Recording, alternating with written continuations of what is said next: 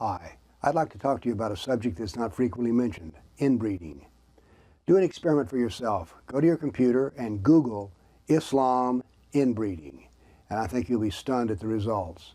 You'll find that in the Arab world, 40 to 50% of all marriages are inbred. In Egypt, 40% of the marriages are to a first cousin.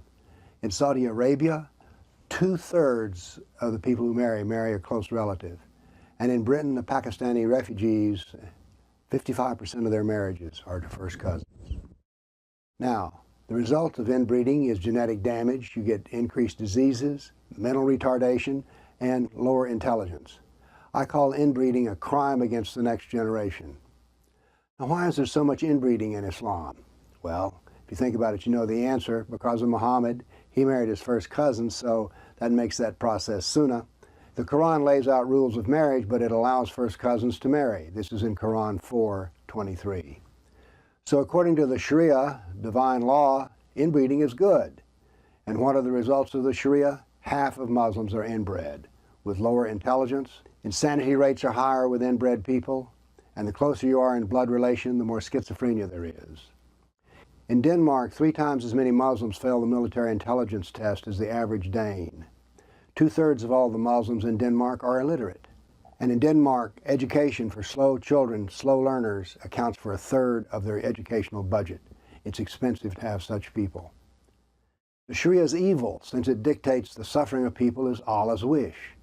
Now think about this. Islam says it is destined to rule the world.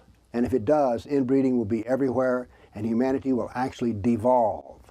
And this can't be changed because the Sharia is Allah's law. But why are we silent about Sharia suffering? Why can't we educate about this harm? How can we go about trying to show that this is wrong? Oh, wait a minute, we can't do this because this would be offensive to Muslims. So we won't be including incest in part of the explanation about the beauty of Islam in our schools. Can we find a Muslim who will say that inbreeding is wrong? Will he abjure this? Because science agrees it is wrong.